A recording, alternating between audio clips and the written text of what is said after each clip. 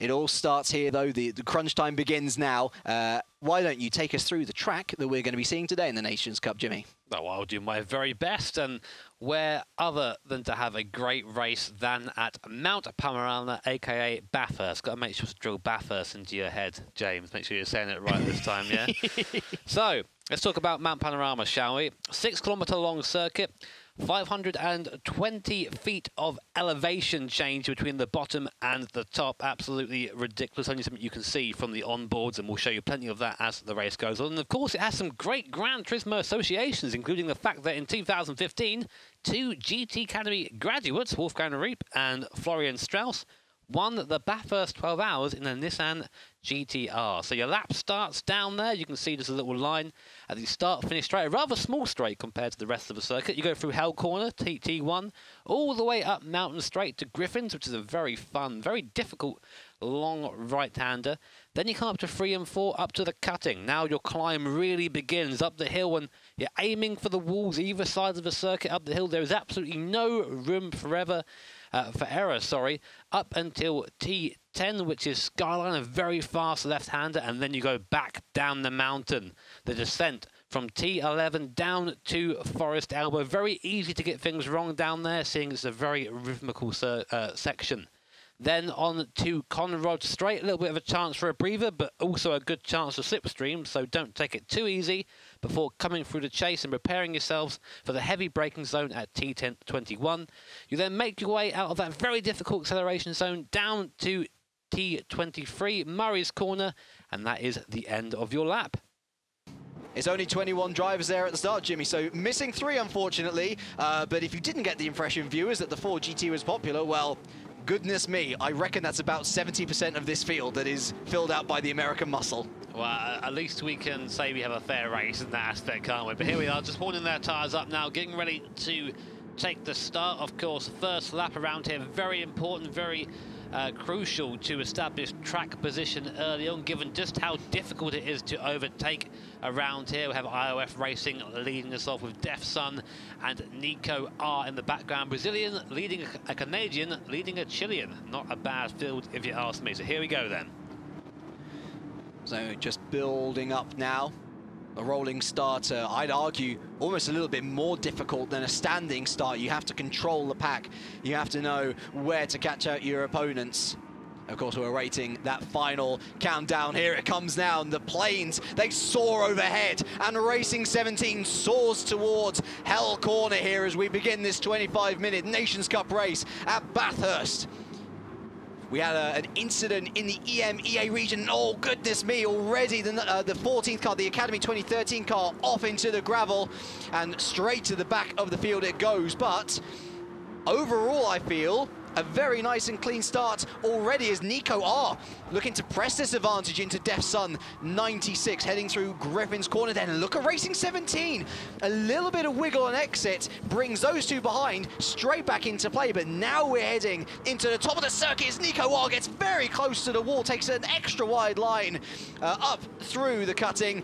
And as I say, very tight up the top end here. Sparks flying off as doors scrape along the wall. It is so tight here at Bathurst, and believe you me, look at that, another hit of the wall from Nico R. People on the ragged edge already, Jimmy. Not taking it easy at all around here. Why would you? These are the top 21 drivers right now in the Americas region. Def Sun and Nico making their way down the dipper now. Great piece of course. This is where gravity becomes a bit of an enemy down here, because of course when you're going downhill the brakes don't seem to work quite as well. But anyway, here's Def Sun making his way through Forest Elbow. Gets nice and close. Some guys even hitting it. Even the background, I think that was CRT Didico having a little bit of an oversteering moment coming on to Conrod. Now we're looking at the top AMG in the field. What sort of straight line speed? You've got the comparison down in the bottom right-hand corner here to give you an idea of straight line speeds. Looks like the Ford has the legs down here, coming through the chase into a very heavy braking zone that actually goes uphill right at the very end, so you can brake all that little bit later. Very close to Didico, the Brazilian, there in front. Otherwise, aside from GT Academy 2013, it seems that everyone had a fairly clean start. Well done, guys. Better than the Europeans. So at the end of lap 1 then, it is still Racing 17 who leads from pole. Defsun, Nico R, Didico, and Lloyd's Elite there rounding out the top 5, and doing well there is Lloyd in particular, using that Mercedes. Further down the order, it looks like Racing Kings had a bit of an off, unfortunately, going right to the very back. But going up the mountain straight once again, Racing just looking to get a bit of an advantage here now. Defsun, it's not like he's under super pressure, but he's keeping a keen eye. Nico R was so punchy on the first lap, Jimmy.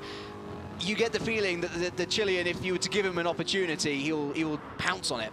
I mean, whilst this is a sprint race, and that is sort of the mentality you should take into these races, is take every opportunity you can, it's Bathurst. So I think it's better to get into a little bit of a rhythm, really, find where you're comfy with the car. As you're going up the hill, you're driving at the walls. You go, right, how close can I get to that?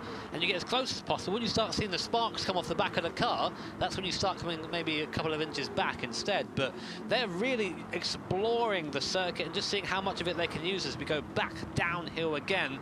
Very heavy load on the front tyres down here, so this will actually reward drivers who are a bit smoother on the brakes, a bit smoother on the tyres. Look at the AMG on the back of the GT here coming down the hill. That's Lloyd's Elite chasing down CRT Didico. Really good over the top of the mountain, but I think he loses out on a straight line. Let's see if he does. He's in the slipstream now, locked on to the back of Didico, the Brazilian.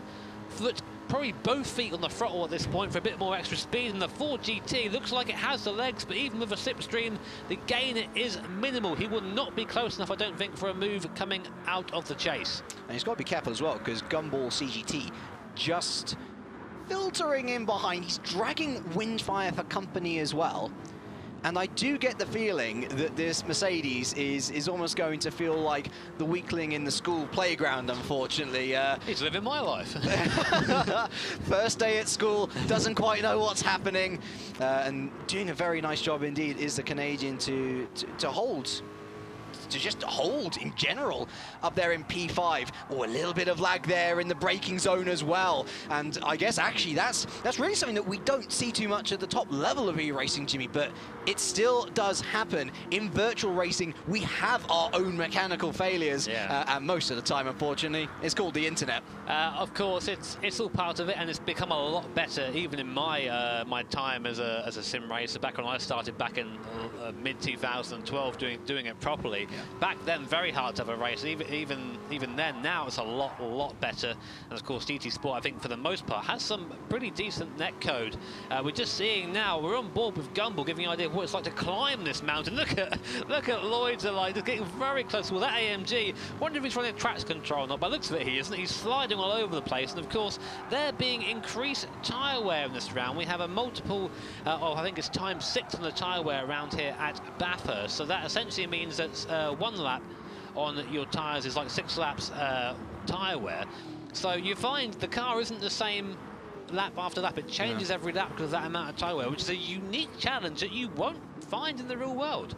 No, absolutely not. And I'm getting a little bit worried about Lloyd's Elite. I guess I'm feeling more worried on the sake of Gumball, potentially. A little bit, oh yeah, well, I was going to say it's a little bit off-putting, but he's made his way past, along with Windfire, who picks up a penalty. In the meantime, let's have a little look at what happened here. So they're heading down, a little bit of contact, and then into the Forest Elbow. Lloyd's Elite just completely slowed up, whether it's internet-related or not. Goodness me, talking about bullying, he was muscled into the wall. The two Americans make their way past, although Gumball CGT's gone off again, and Lloyd's Elite's back up into 6th, and now it's all changing again. Wow. And goodness me, I'm really worried about his connection, honestly. And I wonder, is he pulling into the pits? I believe so. I think he's just pulled off the course altogether. Yeah. I think he's gone, right, okay. That is a good thing to do. I mean, it's sad to have to put out the race that way, but that is fantastic sportsmanship there from Lloyd to go, right, okay, I'm having these issues, let me just pull to the back, let everyone else through. and we'll just go from there and see if it improves. So good on you there, Lloyd. A shame it had to end that way, but that is racing for you. Not always the way you want it to go. We are now back with the Chilean, Nico R. Been around in this series for a while, especially in Americas. You can see the amount of camber he's running on the front of that Ford. I'm surprised the tyres last that long. Of course, when you run more negative camber, that is when the bottom of the wheel sticks out more than the top of the wheel. You increase your tyre wear, but you do get faster cornering speeds. Wow, Nico! Save of the century there, ladies and gentlemen. I mean, I thought we were watching Gran-turismo, not Formula D.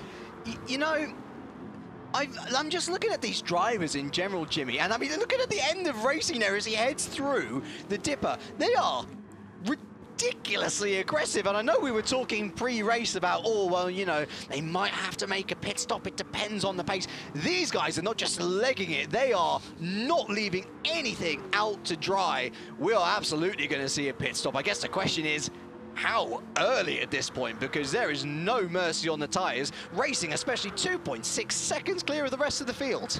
Well, I just wanted to mention that it's actually ×9 tyre wear. It's my mistake. I guess I got the number the wrong way around. It was ×6 on the fuel, wasn't it? Yeah, ×5 on the fuel. ×5 on the fuel. So I got nothing right. But ×9, so even more tyre wear. So that little opposite lock moment there for Nico is going to cost him quite a lot of rear tyre wear. So I'm sure he's kicking himself there. Now we're on board with 5 Ziggin in the other AMG behind the Viper of Mr. McQueen 91. I thought he'd be driving a Porsche if it was in McQueen, but I guess not. Coming now down to Murray's corner, last corner of the track. And if you go straight on there, you actually go to the, I think, the town near Bathurst. Yes, so, I think so, yeah. I'm not sure if the town's actually called Bathurst or not. But yeah, don't go down there. it's not part of the racing line. Well, in this particular case, you'd also find a wall. But actually, for 5 Ziggin, it's a pretty interesting situation because he's got 2 of his teammates up ahead of him. Of course, that's kind of the general thing that you'll see these GT players do, is they'll include their team affiliation in the front of their name. So those 3 guys, they're not called FT. You know, there's not that much of a coincidence. They are with the team FT and trying to mount a joint assault on TRL Doodle, who we're actually on board now, and he's in a very interesting position because he's behind Windfire, who was caught up in that whole incident with Lloyd's Elite. He managed to get past, but I imagine it was in contact of getting past that he picked up a penalty. Now, he has to serve that at some point during the race. He might be able to do that on pit lane entry or exit. The general strategy is try and get all of it out of the way at the end of the race. I'm sure that Doodle and the guys behind him, they may be thinking pit stop strategy to try and overtake him on track. And another person that we failed to look at was Project D1. He was probably the biggest benefactor in that early incident, moving his way up to P6 and in a very healthy position indeed as we head towards the 15-minute marker. So you're nearly 10 minutes elapsed, or very nearly there. Looks like at the moment IOF Racing having a very fun time of things. 3 seconds clear of the nearest competitor, which is DEFSUN. We're currently looking at CRT Didico right now, making his way down the straight. Looks like the top 3 have broken away from the rest of the pack. There's 6 seconds now actually separating 3rd and 4th position. Gumball still in the hunt though, still keeping CRD Didico honest, which is very important around here. Here is DEFSUN, the Canadian, in yet another Ford GT. Now, of course, you tend to see, because we are in the Nations Cup and you do have a free car choice, of course, different, because the cars, they are balanced, but the cars are inherently different in how they weigh, their layout, etc. You do tend to see one car be faster at one track, and because it's free choice, everyone jumps on it and goes, cool, I'll have that. Of course, there is accounting for taste as well. We do see some people in Vipers and AMGs. We saw a Porsche in the last race as well. Some people have their favourite car they want to drive, but I think the competitive guys all sort of agree, right, this car's going to be quick, we'll take this. And that's why we see such a large amount of Fords in this race. See IOF making its way up the mountain once more, giving us a little drift for good measure. Thank you, IOF, appreciate that, mate. Yeah, racing 17 there. This is probably one of the biggest gaps that we've seen all evening across both, or I should say all 3 races at this point, which we have covered there. Back in P9, oh, Hell's Fire has had a little bit of a of a burn. He's moved down 2 positions and he's allowed McQueen and 5Ziegen to move up. But unfortunately, in doing so, McQueen has picked up a penalty. And so it's a curious situation again, Jimmy, because these 3 are in a trio. I think Hellsfire is a little bit more worried about Faku Dudu behind him. But surely it makes sense at this point to allow 5Ziegen through. You don't want to be holding each other up too much. No, but at the same time, you are all racing each other. It's, I've seen a lot of guys do that out of the elbow, just getting a little bit too impatient on the throttle. And again, if you wanted an answer as to whether these guys are running traction control or not, there it is. Definitely not through there. Something I wanted to say, though, of course, is that the reason I think we're seeing Racing 17 and Defsun starting to move away from the rest of the field is because Bathurst is the kind of circuit that really rewards brave driving and knowledge of the circuit. You have to know where you can push, where you can't push, and here we are. Interesting, our first stop of the race, and it's our leader, followed in by Defsun. Will Nico do the same? Yes, they do. This just about lines up with the halfway marker, but all coming in now. I think this is the everyone's blinked. Okay, so are we going to have anyone stay out and try something different? Let's have a look. Everyone's coming so far, making their way past the pit lane. Looks like the entire field is coming in. Pure Cry, I think, maybe has gone through, as has Outlaw Quadrant. So a couple of the guys lower down have taken the gamble, but it's not going to be enough. Racing 17 still comes out in the lead. That's how far ahead he was. So that is perfect for Racing 17. No drama, out again. And here is Pure Cry, giving a little bit of a nudge to Defsun, saying, I'm not going to pass you, but I'm going to give you a little bump draft down the straight to help you out. Let's hope I didn't give him a penalty now. Yeah, Pure Cry and an Outlaw Quadrant. Important to note, they have not pitted yet. They have stayed out and they find themselves in a very precarious position. I don't think Pure Cry is going to be giving Defsun a little bit of trouble, but look at Nico R. Oh, this is bad for Nico R, because he's stuck in traffic now. Yeah, and there's no reason for Outlaw to move out the way, and oh my goodness, look how slow he is up the hill in comparison to Nico R. This is wrecking the Chilean's race, and I know that he was comfortably in P3, and actually one of his saving graces perhaps is that 90% of the field came in, and so it's not like he's got any undercut to worry about, but maybe he does have his car to worry about. At this stage, far enough ahead of P4, net P4 I should say. I know he's going to be frustrated by this, but at the same time, he's just got to be patient because there's no way through. That's just part of the thing. As you said, Outlaw Quadrant doesn't need to move over whatsoever. He's completely within his rights to defend the position. Of course, he'll probably be in this race, this lap even, and that'll be a Nico pass, but he would have lost 2-3 seconds there. Yeah. Because essentially these guys are on new tyres, whereas Outlaw Quadrant is on tyres that have 9 times tyre wear over 7 laps. Do the maths, that's 63 laps of tyres around here, around Bathurst. Sounds like pain. Yes. Yes, it does. That's how I punish myself on a long weekend. Go around Bathurst on bad tyres. It's they're going to be screaming like some ungodly spirit that's not been laid to rest. Either way, Pure Cry, those tyres aren't going to be screaming anymore. He's into the pits, Outlaw Quadrant's into the pits, and so the natural order of things is resumed. But look at Nico R, whereas before he was about a second or so behind Defsun. Now he's 3.2 seconds behind Defsun, so bang on the money there, 2 seconds or so lost in that midfield session. But out of all of this, Racing 17 has been able to open up the gap by yet another second. The Brazilian in dominant form here. Does seem to be a bit of a wider spread in the Americas race than we had in the European Middle Eastern region earlier on. Here comes TRR Dudu looking to the outside of Griffin's, not really an overtaking spot to see if he can get it done. No, he can't. Tucks in behind Project D1 here. Now the cutting, you can get past if you've got the inside line. Will he dive to the inside? He has a look at it. No, not quite. Project D1 comes across. Now in the background we have Windfire and McQueen, both with penalties there, so maybe they aren't thinking about pulling any punches. I've got to say, Windfire, that is the only acceptable time to use a Golf livery on a Ford GT. Or a Porsche, but we won't get into that. I do like Golf liveries though. We may have to have a disagreement after the race, We're going to have to get a new commentator, I'm afraid. Well, goodbye everyone, I'm off. But yeah, it's an important point you bring up because they don't want to be getting How? They don't want to be getting like that, basically. How did he keep that? I thought he was in the wall several times there. McQueen showing that whilst the Viper is somewhat unwieldy, he's just about managing to keep it there. As in the background, that was how did Hellfire go through there and 5 seconds let him through? Or was there a mistake in the background? That looked messy. But anyway, cars now back together again. 4 cars line astern, 6th to 9th in your picture now. Let's see how this unfolds. It's still relatively quick, and of course the penalties they still have to play out there. Look, you can see Windfire there. Oh wow, that's really, it's half dangerous, yeah, because I understand what Windfire was trying to do. He's trying to serve part of that penalty on the back straight. That said, McQueen is directly behind you, Jimmy.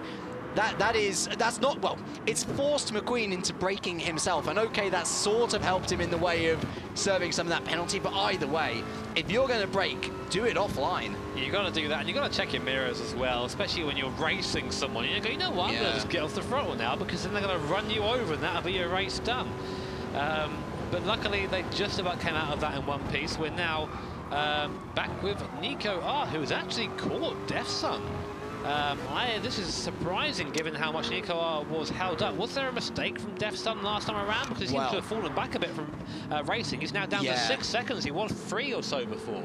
I was going to say, Nico's gained 2 seconds there. Something's happened there, and Deathsun's lost 2 seconds. So put 2 and 2 together and you probably get 4. Probably. I don't know. I was never good at maths in my day. In my day? Goodness me, I'm not an old man. Nico R, let's focus on the racing. That's a better idea. He actually, this couldn't have come at a better time because we're into the final 7 minutes now. So, you know, we're there and we're in that point of the race where we're just going hell for leather. We know that we can use the tyres until the end of the race. And more importantly for him, he's got a target to aim for. And it's kind of understated in racing how motivating a car close to you can be in the grander scheme of things. 100%, especially towards the end of the race. It's much easier to follow than it is to lead. I can say that now. Look at this difference in speed here. I think maybe Deathsun's running it a little bit lean. Here comes Nico R. He's gained about half a second there, just on the Conrod straight, heavy on the anchors. Just nibble the curb on the inside like a nice little cheese board and then bring yourself round to the right-hander underneath the Armoural Bridge. He is so close to the back of Deathsun now. Might even have a go at Murray's. No, not quite close enough. Why would you do it there when you can save it for Mountain Straight and Griffin's Corner? So now another lap completed. Nico right on the back of Deathsun. Here we are, Hell Corner. Let's see how they manage this. Deathsun through there nicely, using all the Astro on the exit, and now it is Ford versus Ford. Equal machinery. Nico the Chilean versus Deathsun the Canadian. Nico pulls out to the right, nice and early. Lets Deathsun know what's going to happen. So I'm taking this move. Thank you very much, sir. The move is already done before we get to the corner. Nico up into 2nd position. Whatever happened to Deathsun, I do wonder whether he picked up any damage. Look at that again. So wiggly on the exit of Griffin's, hitting the wall, although Nico responds with some nice sparks flying off the right side of his car. That is a move that has been coming for the last lap or so. Finally completed in a perfect place as well before this infield up the hill section. Again, Nico really hanging loose on the edge there, but he's made the pass. That's what matters. Another man who's made a pass is McQueen. He's made his way past Windfire back in P7 and P8. He's still got that penalty, but he's on a charge. He's right on the back of Project D1 now. Yeah, it looks like he's been bouncing off the wall, something fierce, and that Viper, if the paint job is anything to go by at this point.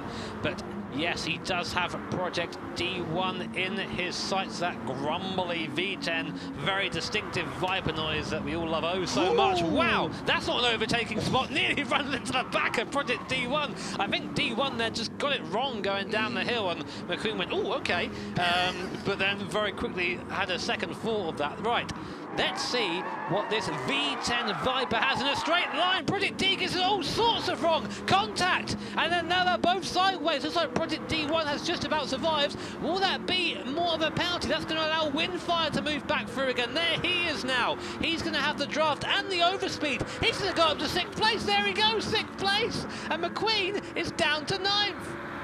Wow! What a bizarre... Oh, look at Hellfire! He's going to throw it up the inside and say, "Oi, why are you having this party without me?"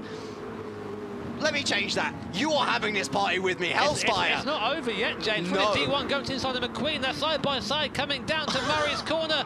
No contact. Looks like D1's, no, sorry, Hellfire's been put into the wall. McQueen, bigger penalty. It has all gone off here. We're not even on the last lap yet. Project D1 takes 7, and somehow Windfire probably struggling at his wheel, thinking, how have I got into 6? Something has just happened and I'm now 6. This is great. Bizarre. Further up the road, look at that. Gumball CGT's made his way past Didico. All kicking off here in the final 5 minutes here at Bathurst. The benefactors of that, Dodge Lamb and NZ moving up to 10th and 9th respectively. The FT squad shuffled out the top 10, but Gumball, big move for him, of course, without a penalty. Def Sun, probably a little bit too far up the road. He's actually gained a penalty in the time that we've not been with him. But 5 seconds, 6 seconds is a big enough gap to serve it without too much worry. Speaking of not too much worry, Racing 17 has been untouched this entire race. His lead is up to 9.4 seconds. What an incredible performance here from the Brazilian. The funny thing is, he doesn't know any of this stuff going on behind him. He's just like, la, la, la, doing my laps. And of course, Sunday drive. It's working well for him. He's now 10 seconds clear of the field. But I think I know what happened, James. I made the mistake of saying that this race was calmer than the European race, and the American guys went, hang on. What's this Brit guy saying about us? And then suddenly, all hell breaks loose. It's far from over. We are coming on to what will now probably be the penultimate lap, because it depends when he crosses a line. It's going to be close, isn't it? It's going to be very close. If he crosses a line with about 2:05, 2:04 to go, it will probably be the last lap. So here we go, across the line. Wow, he might lift off towards the end. That's what I'm saying. Like it might literally be worth. I think this will probably be the last lap at this point. We'll keep an eye on that, and you'll see on your screen as well when the final lap is shown. Wow, whoa. 5 Sigan and Project D1 coming together. Looks like 5 Sigan just absolutely sent it at the end of the chase. Here comes Dodge Lamb and lots of New Zealand's NZ, and solid 5 Sigan. I think serving his penalty now. I mean, we just caught the end of that, but looks like a little bit of hip and shoulder there from 5 Sigan. Someone forgot to tell me that the fireplace has been turned on, because goodness me, the heat has been ratcheted up so many times. It's ridiculous. It's still summer, lads. Come on, goodness me. The biggest benefactor, I mean, the FT lads, they were all outside the top 10, and now there's half of them is 1.5. Def Sun in the wall, though. He is struggling on tyres. That's what's happening right now. That's why you're seeing Nico drive away from him. He just can't get this car around the mountain. You've got one more lap, Def Sun. All you got to do is keep it on the black stuff now and out of the big walls either side. You don't want to be touching those. Again, IOF Racing 17. He's well up. He's just coming down to the Forest Elbow now. Here is Nico. Oh, that is a gap. Forest Elbow to here is a gap from first to second place. And there is our leader right now coming down Conrad Straight for what may be the last time. I'm sure he's aware that timing's fairly close as well. Yeah. But we'll have to wait and see. And bear in mind, James, 5th to 7th all have penalties. I'm struggling for words at the end of this race. Honestly, mad end as Nico are. There's no Racing 17 in sight. That is because he's up at the front. Probably worth actually going on board with him now, because, like you say, he has enough of a gap to slow down. He might not need it, to be fair, as we enter the final 5 seconds here. He rounds the final corner, I think we're just... Oh, he'll be fine. I think this is just final lap. Here we go, final lap. So IOF Racing comes across the line, takes the checkered flag almost. Oh, that was just mathematically perfect. He goes, right, okay, I'm done now. I'm finished racing. I'm done with my 12-second lead. Here comes Nico R, taking 2nd position from Def Sun 96. He'll just be glad to get out of the car after this, I think. And that'll be Gumball probably coming home in 4th. There it is. Good race by Gumball. There's Windfire in that Golf Ford GT serving his penalty. He'll put over to the left of the circuit to serve that. No, he won't. He'll just go across the line. Dodge Lamb does that. Is that going to cost Windfire? No, it's not. Okay, so we're getting so many people serving their penalties. So it's McQueen 8th, solid 9th, Didico rounding out the top 10. Hell's Fire, after all of that, comes home P11. Lloyd's Elite Do you remember Lloyd's Elite and his internet troubles at the beginning of the race? He comes home P12. What a recovery race there. And in fact, I noticed that we are down a driver, so someone retired along the way as well.